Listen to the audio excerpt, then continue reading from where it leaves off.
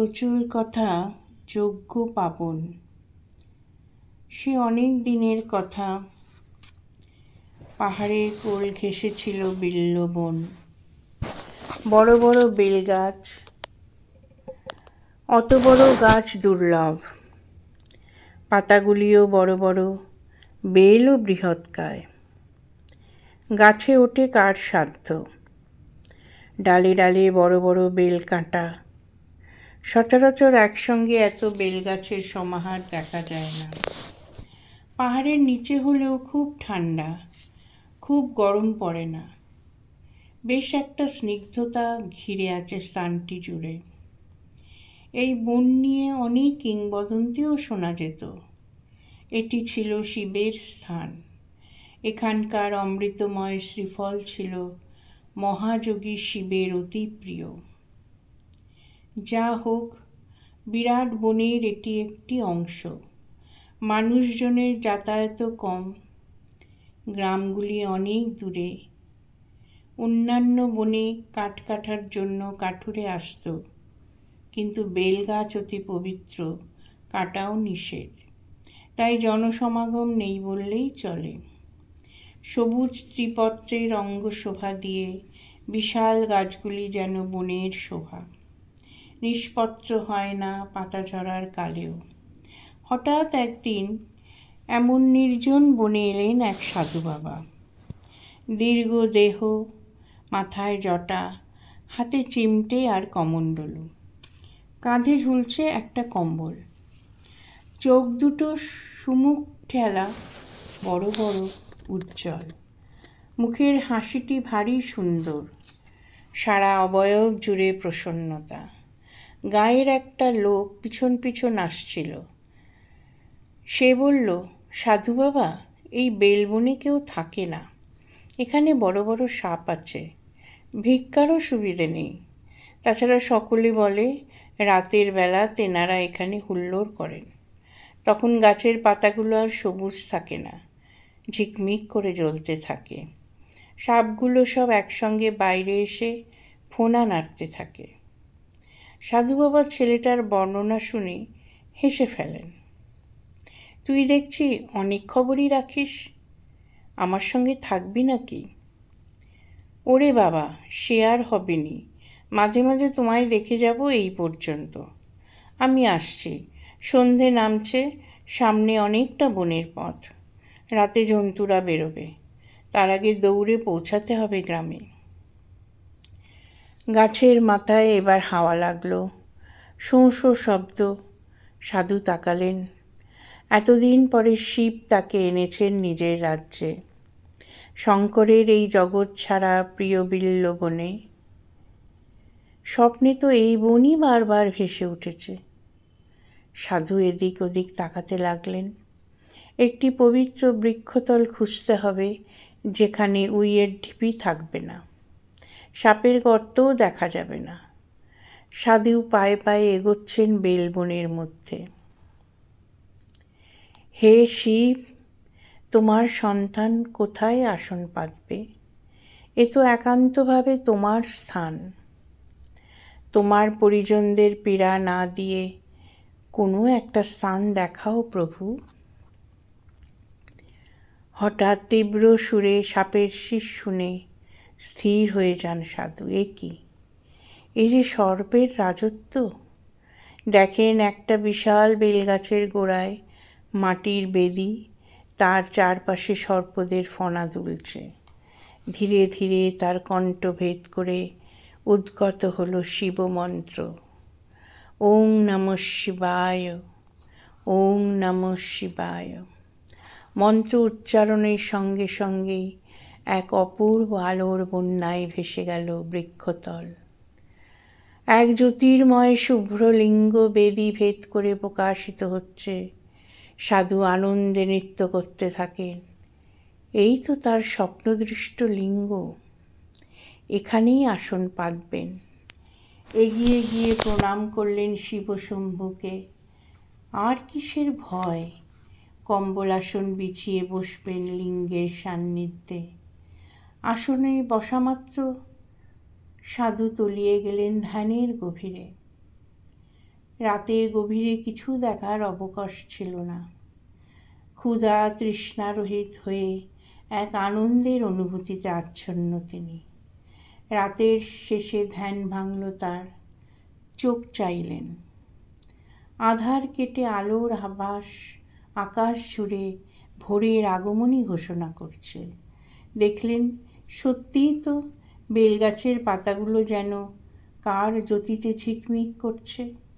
মিষ্টি গলায় অজানা পাখিরা গান গাইছে। সাধু এসেছিলেন শিবের কাছে এক বিশেষ নির্দেশ পেয়ে। তিনি বলেছেন, যজ্ঞ পাবন, তোমার জন্য একটি বিশেষ কৃত্য আছে, সেইটি সম্পন্ন করার জন্য তুমি জন্মেছ। বিল্ল বনে আমার সব ভক্তেরা আছে সর্পের রূপে, তাদের বনে তুমি পা দিলে আমি প্রকটিত হব। তারা আমার পূজা করে ধন্য হবে, তোমার সাধনাতেও সাহায্য করবে।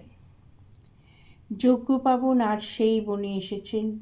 এক মনে তাকিয়ে রইলেন সদ্য প্রকটিত শুভ্র পাতাল ফোড়া স্বয়ংভূ লিঙ্গের দিকে।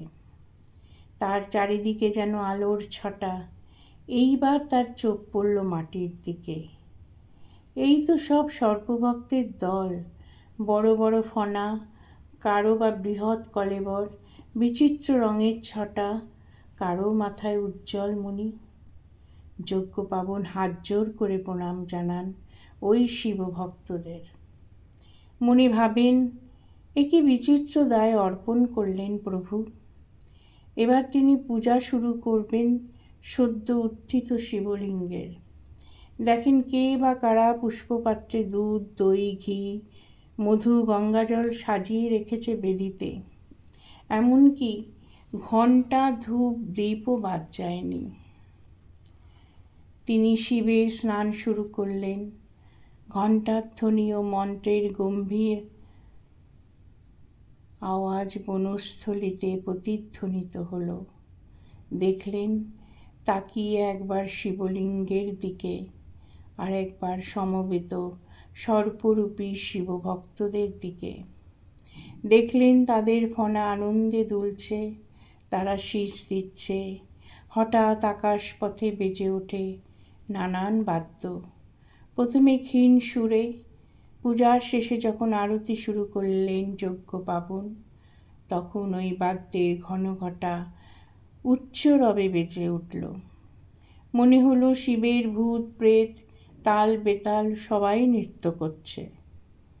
আরতির শেষে ফনা নামিয়ে সাপের দল নত হলো। যজ্ঞপাবন সাষ্টাঙ্গে প্রণাম করলেন। এবার ধীরে ধীরে বৃহৎ ফনার এক সর্প এগিয়ে তার সামনে দাঁড়ালো।